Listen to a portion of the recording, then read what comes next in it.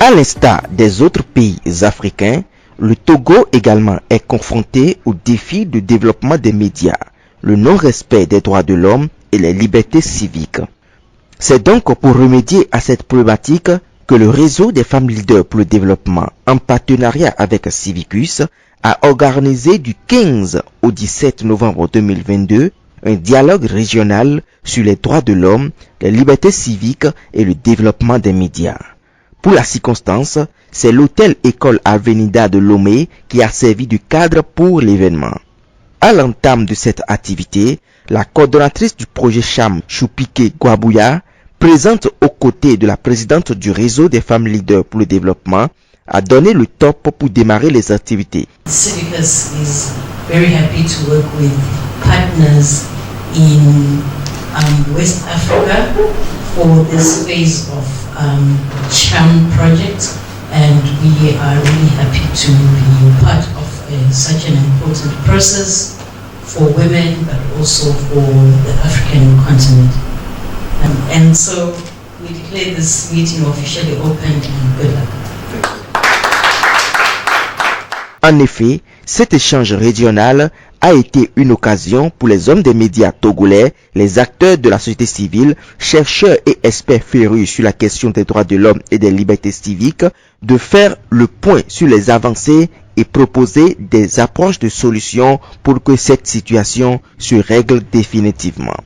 Dans son discours, la présidente du RFLD a fait l'état des lieux sur la situation des droits de l'homme et des libertés civiques au Togo. En tant que citoyens dans une société, nous avons des droits et des devoirs. Des droits et des devoirs que tout un chacun de nous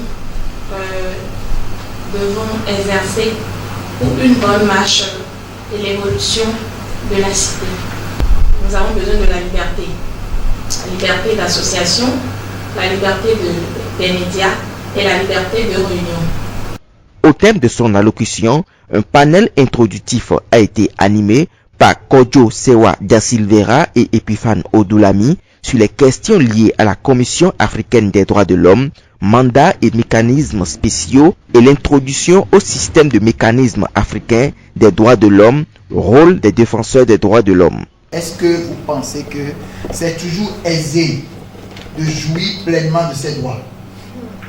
Il n'est pas facile de jouir de ces droits. C'est la raison fondamentale, c'est la raison primordiale pour laquelle il y a des défenseurs des droits humains. C'est parce que quelque part, il y a une antichambre, il y a des individus qui constituent l'handicap. Nos États, quand on parle de nos États, on veut parler de nos gouvernants, se sont réunis à un moment donné et tous ont accepté dire oui à un document qui parle des droits de l'homme de façon générale. Une charte qu'ils ont tous signée. C'est pourquoi nous entendons souvent parler de la charte africaine des droits de l'homme. Nous allons maintenant aborder le premier mécanisme africain des droits de l'homme qui va nous aider. Dans la même lancée, plusieurs autres communications ont couronné les jours suivants sur les différents thèmes. L'état des lieux de l'espace civique en Afrique de l'Ouest, défis et perspectives, rôle des médias dans la protection et la promotion des droits de l'homme. C'était l'occasion de mener également des travaux de groupe qui ont permis aux participants de mûrir des réflexions autour de ces différentes thématiques pour que sortent de très bonnes résolutions.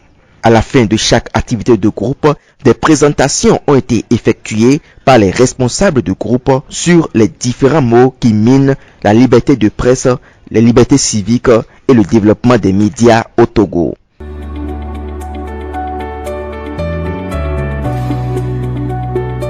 Nous avons eu aussi à parler des différents types de menaces que subissent les défenseurs des droits de l'homme, à savoir la stigmatisation, la diffamation, le trollage, censure sur Internet, les attaques, pour ne citer que cela. Dans nos pays, qu'est-ce qu'on constate? Au niveau des journalistes même, la peur conduit des fois à l'autocensure. Parce que nous savons que dans notre pays, c'est un cas que tout le monde sait, beaucoup de médias ont été fermés. Ça conduit certains journalistes, lorsqu'ils sont sur l'antenne avec des invités, lorsque les raisonnements évoluent, parce que l'information qui est donnée peut créer des problèmes, vous voyez le journaliste en même temps, il commence à mettre un feu rouge. Est-ce que vous avez les preuves de ce que vous dites? Est-ce que vous avez les preuves de ce que vous dites? Et à la fin, on arrête carrément l'interlocuteur, on lui interdit de continuer dans son raisonnement. Ça, c'est un. De deux, cette autocensure conduit à éviter d'inviter des personnes ressources pouvant donner des informations fiables, vraies. Parce qu'on a peur que lorsque ces informations vraies viennent sur la chaîne pourrait avoir des problèmes. Vous avez dit quelque chose aujourd'hui, tout à l'heure, je crois que c'était vous, que j'ai beaucoup aimé, où on a arrêté des journalistes, où personne n'était pas informé et ils sont morts.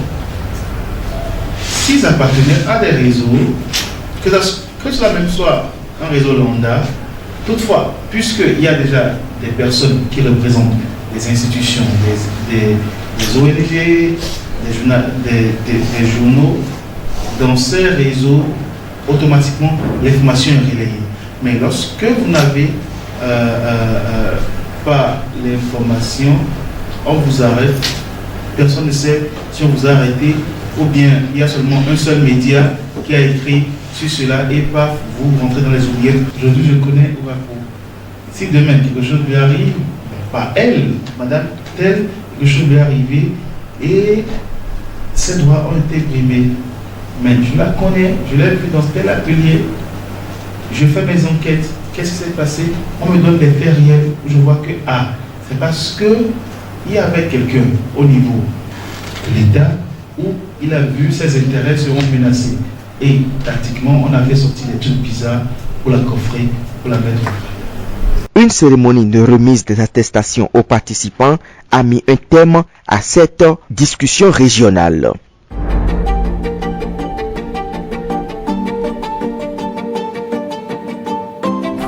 Les participants ici, au micro de Pancras Gandaro, livrent leurs impressions. Ça a été l'occasion pour nous de découvrir de nouvelles choses et d'échanger sur la problématique des droits de l'homme, surtout sur l'espace civique.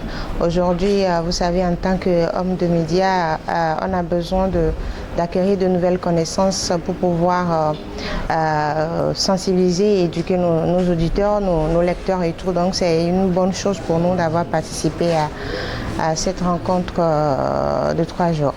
Je pourrais d'ores et déjà parler à mes camarades qui ont suivi la même formation que moi, essayer de leur faire comprendre tout ce qui a été dit durant toute cette formation. Oui. Vraiment, ces 3 jours sont vraiment très intéressants et riches de ce que nous ignorons.